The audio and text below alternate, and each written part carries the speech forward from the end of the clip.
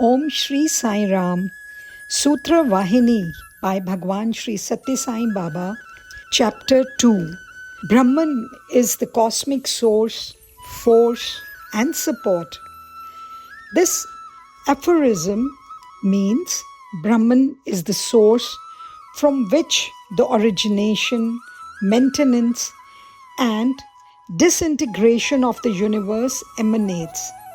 In the aphorism, that from which YATHAH refers to Brahman, of this Asya refers to the visible universe, and birth, etc., Janmadi refers to the origination, maintenance and disintegration of the universe.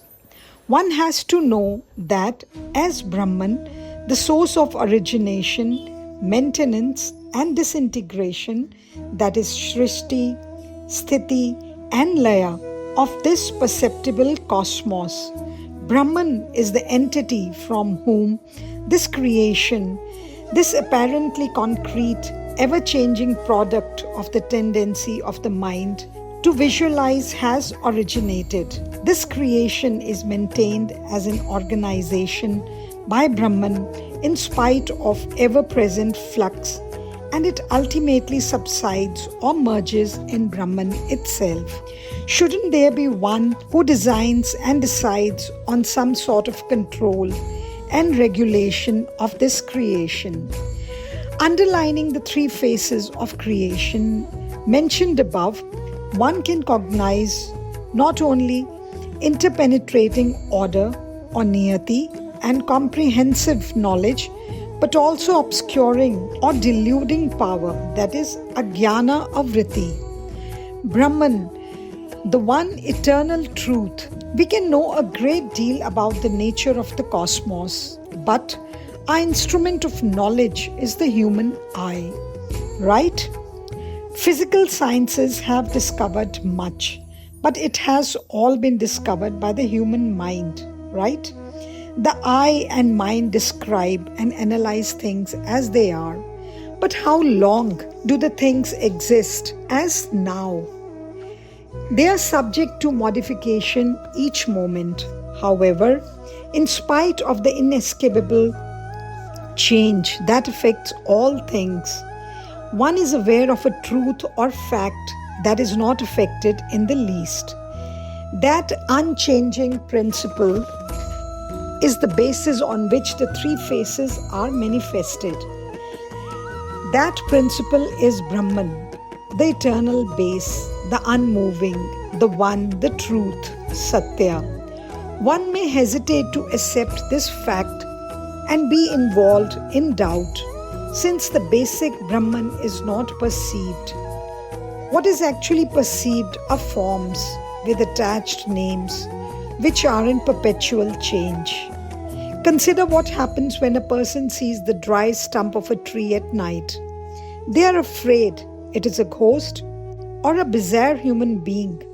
It is neither, though it is perceived as either. The reason for this misperception is darkness. Darkness imposes on something another thing that is not there. In the same manner, the darkness that is spread through false perception or maya veils and renders unnoticeable the primal cause, Brahman, and imposes the cosmos on it as a perceptible reality. This deceptive vision is corrected by the awakened consciousness or jnana and transmuted into the vision of universal love or Prema. The cosmos of which the earth is a part and with which we are embroiled has Brahman itself as its basic cause, just as the stump is the basic cause of the ghost.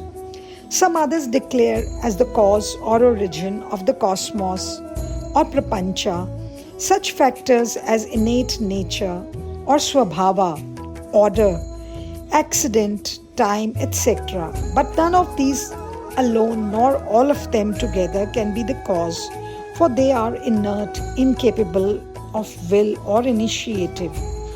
Even individual selves are bound by the manacles of joy, grief, growth, decay, and birth and death. Each of these alleged origins is dependent and contingent, so they cannot be accepted as the cause or origin of the manifest world. Brahman, the cause of all causes. This aphorism is intended to lead us to the discovery of the genuine basis for all that is, was, and will be. It announces the supreme principle, Mahatattva, as the cause of nature, existence, and the orderly behavior of the universe, as well as for its fulfillment. Physics can probe into matter and explain how it is formed, but it cannot probe and discover why it is so formed. Surely there should be a cause for each effect or happening. Neither the atom nor the self nor their absence can be reckoned as that cause. The being Sat must be beyond both subject and object, cognizer and cognized. But when we have to delineate the unlimited being or Brahman, it becomes necessary to use words in current usage such as Creator, Lord, Providence, God, and Brahman. When the inquiry into cause and effect is made from the point of view of the cosmos, we reach the conclusion that God is the cause and the cosmos, that is Jagat, is the effect. When the distinction between subject and object is transcended, we become aware that it is all pure consciousness or Brahman, visualized both as the primary absolute unlimited entity and as its subsidiary creative aspect. The word that invokes Brahman as well as the cosmos and the mergence in Brahman. It is illusion, Maya, that causes the delusion that one originates from the other. Some contend that the two, illusion and Brahman, are the twin causes of the cosmos. Still others assert that illusion is solely responsible. Others assert that the universe is a manifestation of Vishnu and that it has its being in Vishnu himself. They declare that the emergence, subsistence, and merging of the universe are all caused by Vishnu. 5 natural or derived features. Of course, nothing in the universe can be made without a maker. What then must be the nature of the maker of the cosmos? The maker must have limitless power, unbounded glory, and perfect omniscience.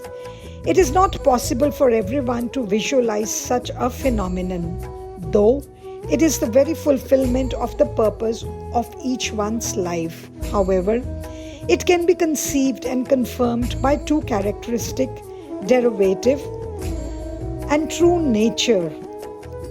The derivative is the temporary time-bounded indication. It cannot confer a correct picture or view, but can only reveal signs and glimpses of and on. True nature means the very reality in its fullness. This is the result of the illumination of intuitive wisdom. It reveals the immanent and the transcendent, the limitless source of all. Every entity, article, or thing in the universe has 5 qualities: isness, luminescence, or recognizability, dearness, or utility, form, and name: asti, bhati, priya, rupa, and nama. First is ness, is the feature of all that is. Second, the thing that is known to us is capable of being known to us because it shines, it is luminescent, it has the power to enter our consciousness. Third, everything is capable of being used or benefited from and therefore becomes dear and attractive. The other 2 features, name and form, do change and can be modified. All things seem to undergo some transformation or other and often assume again the original form. They are apparent and alterations of the basic entities, which always have the first 3 features. Name and form are superimpositions on the basic reality of isness, illumination, and joy. He who realizes Brahman is Brahman itself. The divine is the base and is also the superstructure. The beads are many, but the integrating string of the rosary is one. So also, for the entire world of living beings, God, the permanent omnipresent, Parabrahman, the supreme divine consciousness is the base. I am God, Soham. He is I am that. All these axioms indicate that even those that differentiate themselves under names and forms are in fact God Himself. That is why the Vedas proclaim, he who realizes Brahman is verily Brahman itself.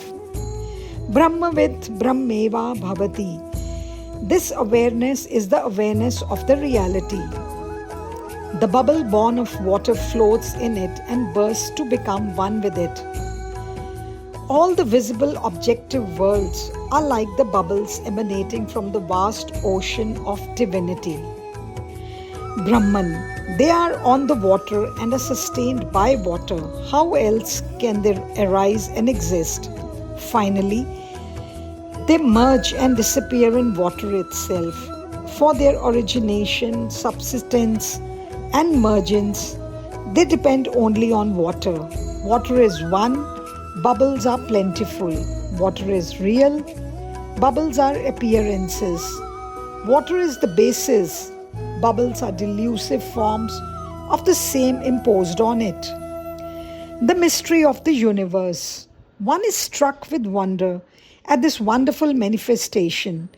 In the ancient eras of time and in the far corner of space, the mystery of life emerged from the inert, unconscious tangle of nature and proliferated into people and God people. This in fact is known to all and cognizable by all. But can the low be posited as the cause of the high? The low can be the cause only of the low.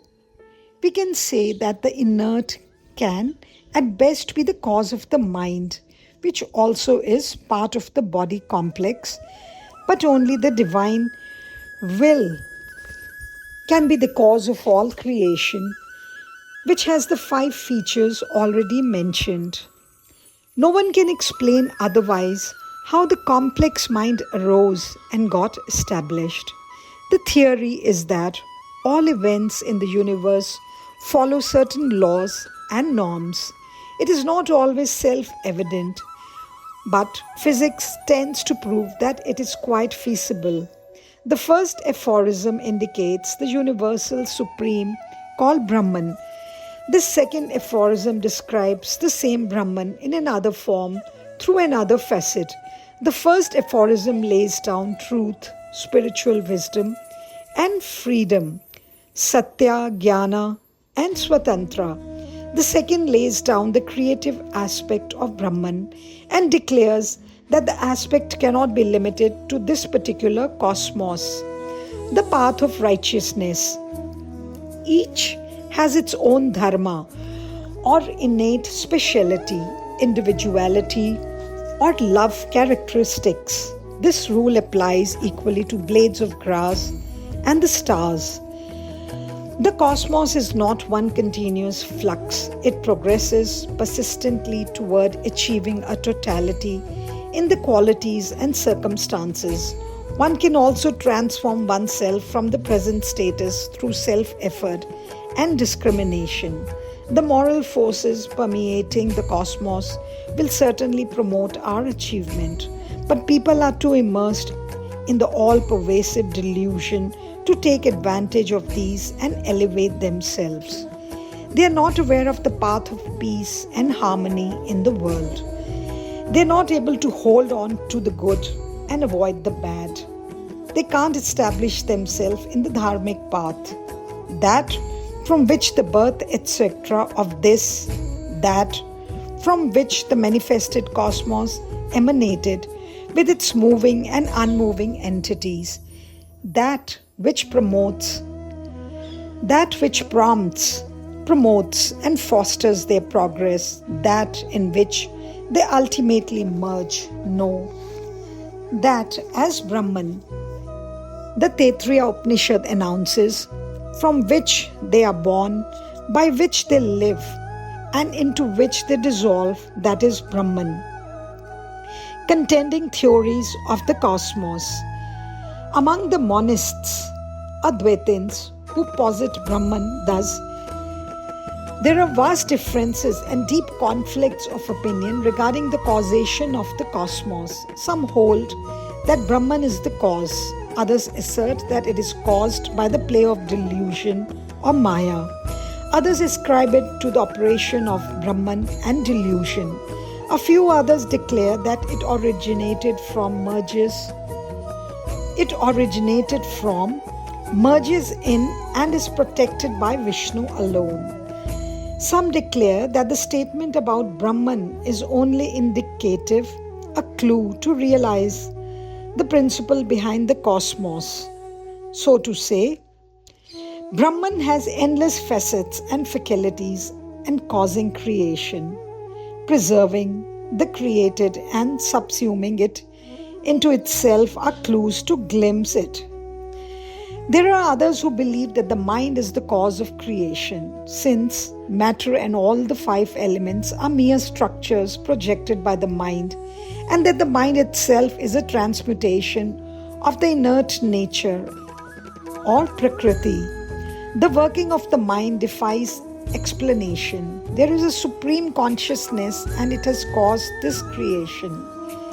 These are all guesses or theories framed through their intellectual sharpness by various thinkers. Scientists have investigated in their own ways and reached diverse conclusions. They explain that time was the cause of the origin of the cosmos, and that time sustains and subsumes it through integration and disintegration. So, it is the effect and is controlled by time. A few ascribe the entire process to the inner nature of things and its urge toward unfolding. Each thing manifests its genuine nature in its own manner and time. For example, a mango seed, when planted, results only in a mango tree. From the womb of a tiger, only a tiger cub can emerge, not a baby goat. Thus, we find that from very ancient times, varieties of contending theories were propounded on the origin of creation. Nevertheless, everyone has failed to define and declare exactly what the cause is. God, the supreme maker, master of the universe. The cosmos is a magnificent wonder, a source of continuous amazement. It cannot but impress one as a supreme marvel, whoever one may be. When an object has to be made, we know we need someone with the skill, intelligence, and power to make it. Without a maker, nothing can be made. Therefore, how could these visible objects, the moon, the sun, the stars, and the constellations, move and behave as they do without a designer, a maker, a master? Can they yield it to any ordinary power? No. After observing the objects designed and made with such mighty capabilities, intelligent people can easily infer how immeasurable the power of the Maker himself must be. Look at the marvelous variety in creation. No one thing is the same as another. No one person resembles another. This can only be the sport or leela of the phenomenon with limitless glory, God. Anyone can understand that no lesser power could be the source. On the basis of the mystery that inheres in creation, one can easily infer the almighty power that created it.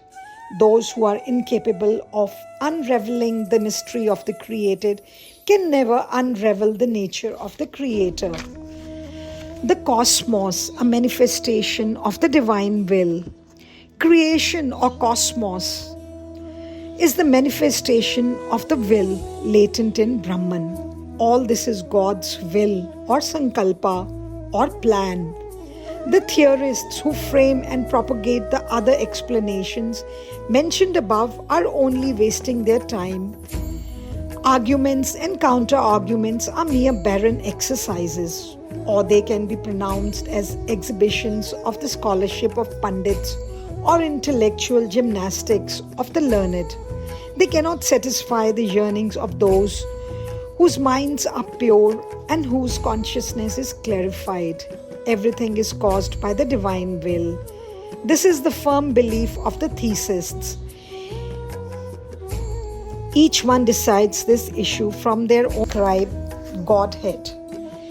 But as evidence or proof in this inquiry, at best, one can depend only upon indicative characteristics which cannot take us far. Only the genuine characteristics, that is Swarupa Lakshanas, can reveal the truths. They are truth, spiritual wisdom, unlimitedness, Satya, Jnana, Ananta. The genuine nature of Brahman is truth. The eternal is. It is the universal consciousness or Jnana. It is everlasting, beyond time and space. Moreover, these characteristics are immanent in every entity, living or non-living in the universe. Indicative proofs are temporary signs by which one can identify some other thing or person one desires to know. For example, when the moon is just a little arc in the sky and one desires to see it, a person indicates it by pointing a finger toward it. Or when one desires to look at a particular star, a person says, "They're just above that branch of this tree." The moon is far away and the star is much further. At the moment one expressed this yearning, it could be seen just above the branch, but that is only a never-changing quality of Godhead. The genuine characteristic never undergoes change. It abides in all. The form may suffer change, the name may change, times may change, the space it occupies may change, but the core of truth will not change. That core is denoted as existence, luminance, attractiveness, asti, bhati, priyam in Vedanta texts. The thing is, it exists. Existence is the unchanging truth. It may change its form and name in time and space, but the isness is genuine. It makes itself known as existing through the native characteristic of luminosity or capacity to attract our awareness and confer knowledge. We can know it because it has luminance. All things we know have this innate characteristic. Each thing also has the characteristic of likability, the capacity to invoke attachment and love as a result of usability. The above three together are the nature of God. On these three, as the basis, forms are constructed by the mind and names for the forms follow, but the forms and names undergo change. They are, therefore, designated as relative realities or Maya, temporary superimpositions on the basic truth. The Supreme Atma, the One Omni-Self, is the basis on which everything with form and name is imposed. The appearance of form and name on the real is due to the operation of the illusion principle. Name and form, which are structures raised by the mind on the basis of Brahman, are to be considered as indicative proofs for the truth on which they arise and disappear. Brahman can be known only when the basic characteristics are known. Once Brahman is known, the awareness makes the person who is aware Brahman itself. Brahmavid Brahmeva Bhavati. This assurance is given by the sacred ancient wisdom Shruti, the Vedas. In truth, the basis as well as the entities resting on it, the appearance and the real are both divine and caused by Brahman. So, If this is established in one's knowledge by inquiry into Brahman, life fulfills itself. God is first, humans last. Being, spiritual wisdom, eternity, Satyam, Jnanam, Anantam, Brahman rests on this tripod. Awareness of Brahman is awareness of truth. Knowledge of Brahman is the supreme knowledge. It is unlimited, endless. From Brahman emanated space or Akasha, the sky. From sky, the air or Vayu. From air, fire or Agni. And from fire, water or Jala. From water, earth, that is Prithvi. From the earth grew life-giving plants. From plants, food. And from food, people, humans. The process of projection happened in this sequence. Brahman first, people last. So human beings and Brahman are closely related. Om Shri Sai Ram to all. Om Sai Ishwaraya Vidmahe Satya Devaya Dhimahi Tanna Sarva Prachodayat. Om Sai Ishwaraya Vidmahe Satya Devaya Dhimahi Tanna Sarva Prachodayat. Om Sai Ishwaraya Vidmahe Satya Devaya Dhimahi Tanna Sarva Prachodayat. Om